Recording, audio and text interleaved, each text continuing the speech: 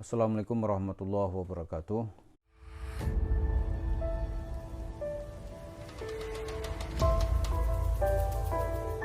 Para pemirsa, menyambut tahun baru tahun 2023 ini ada keputusan dari Mahkamah Agung yang cukup melegakan, yaitu dana yang disetor oleh jemaah haji dan peserta umrah dari Abu Tur dan Pantravel yang sudah disita oleh negara, itu perintah Mahkamah Agung supaya dikembalikan kepada jemaah yang sebelumnya sudah menyetor uangnya.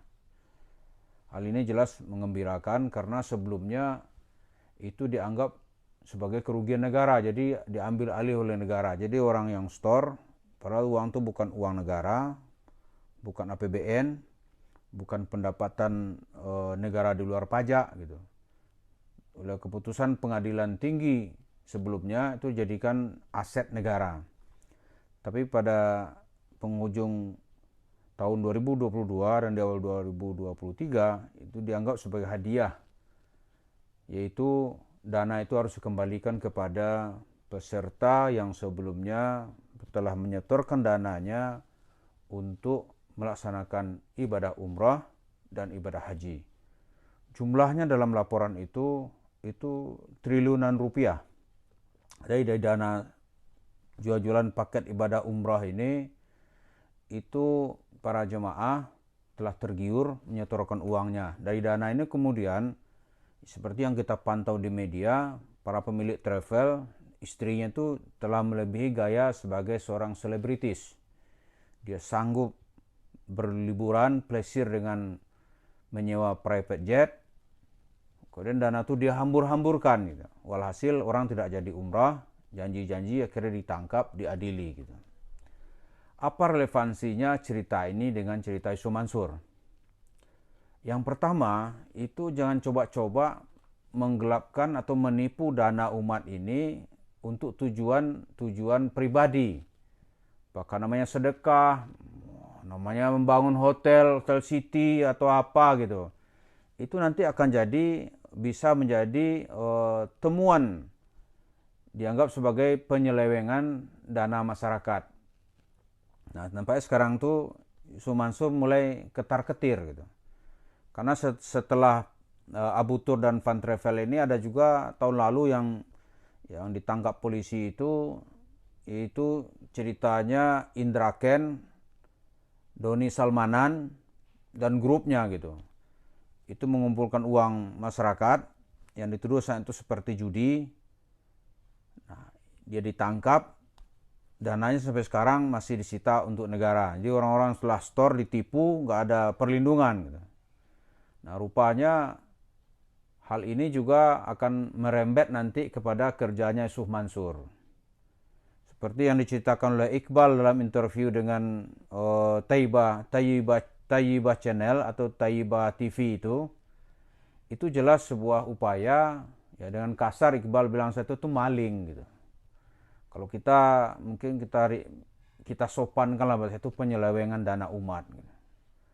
Kalau sebelum-sebelumnya itu sudah dicokok, aparat kepolisian sudah bekerja gitu.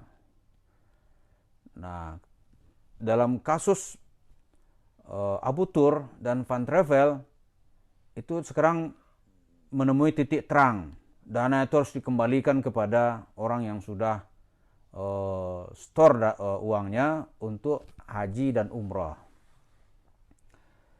Nah, Sumansur ini juga melakukan itu. Kalau nggak percaya cek itu di Paytrend. Paytrend itu berselubung apa itu ya? Ya berselubung MoneyGram atau scam kata ahli-ahli fikih itu sudah menyimpulkan itu penipuan gitu.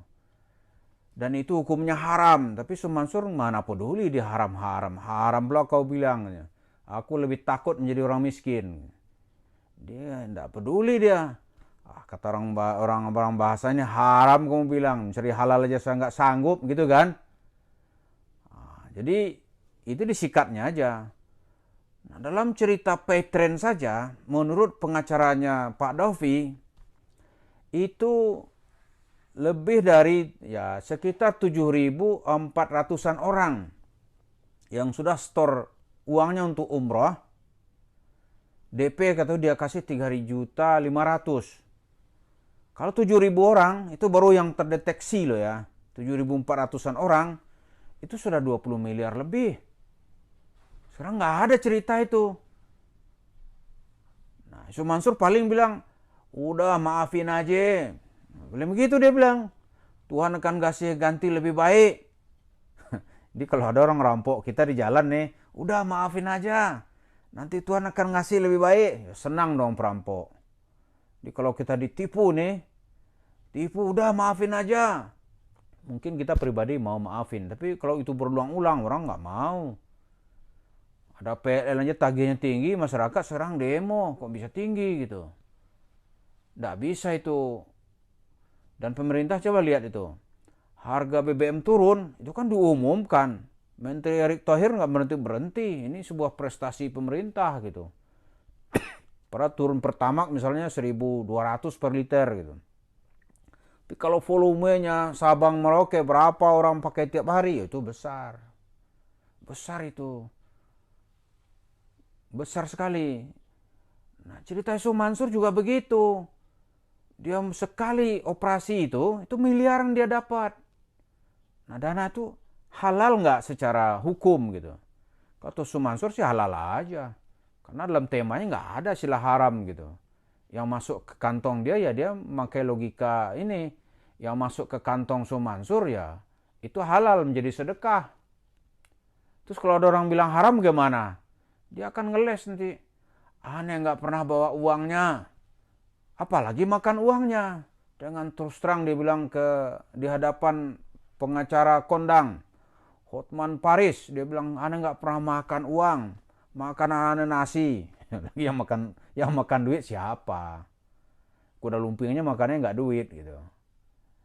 Ya kan? Nah, itu yang terjadi gitu. Jadi dia takut sekali sekarang tuh.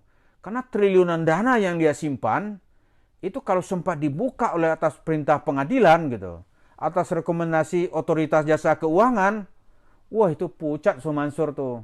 Cerita-cerita mau jadi anggota DPR itu tidak berarti apa-apa itu. Dia dekat misalnya dengan Haritano gitu, itu nggak ada cerita itu, mengerikan buat dia. Oh cerita-cerita mau dekat-dekat pesawat kepresidenan Joe Biden gitu di Bali gitu. Itu hanya cerita-cerita itu aja, kamuflase di depan. Tapi yang paling menakutkan dia, keputusan Mahkamah Agung yang meminta dana jemaah yang di-store ke travel, Abu Tur, dan ke Pantravel itu harus dikembalikan. Wah, Yusuf Mansur kalau dananya itu dibuka, waduh, itu ngeri dia. Orang-orang yang store sebelumnya dia merasa ditipu gitu. Itu kalau itu dikembalikan, waduh, mungkin Yusuf Mansur lebih memilih, udah gue lebih baik mati aja daripada hidup miskin gitu. Di penjara nggak begitu takut Yusuf Mansur ini, nggak takut dia karena dia telah mengalami pengalaman gitu. Beberapa kali dia masuk penjara. Dalam beberapa orasinya malah dia dengan senang hati menceritakan. Dia tersenyum bagaimana dia masuk pesantren, bahasa pesantren saya itu padahal penjara gitu. Dia senang hati. Di dalam itu saya mendapatkan hidayah. Bisa berbicara dengan semut. Bisa berbicara dengan cicak. Oh, kan senang dia. Bahwa saya akan menjadi orang besar dan kaya raya. Itu kalau masuk penjara. Tapi kalau dia dimiskinkan, waduh, nggak bisa dibayangkan oleh Yusuf Mansur. Lebih dia memilih kematian kali. Dan putusan Mahkamah Agung di akhir tahun ini, waduh itu mengerikan buat dia.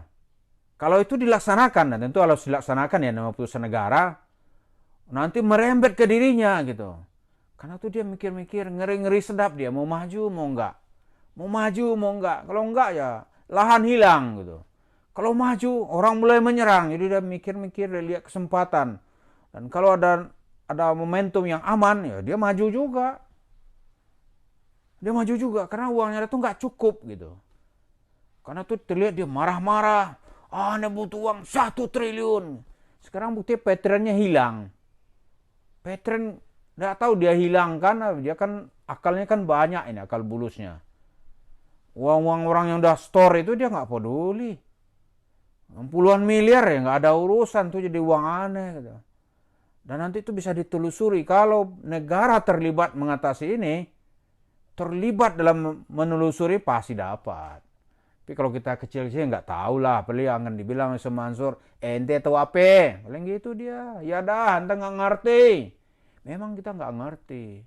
Kita nggak bergerak di bidang itu ya nggak ngerti lah. Tapi yang jelas dari segi hukum moral itu jelas orang-orang menuntut. Itu menandakan orang tidak ikhlas dan tidak ridho dan tidak terima dana-dana yang telah dia setorkan kemana perginya. Jadi mari kita ikut terus cerita Sumansur yang sedang ketakutan, bercoba berlindung kemana saja untuk menyembunyikan uangnya yang begitu banyak. Jadi Pak, zaman Nur Khatib Mansur, itu orang menunggu dan mencarimu. Uang-uangnya minta dikembalikan. Terima kasih. Assalamualaikum warahmatullahi wabarakatuh.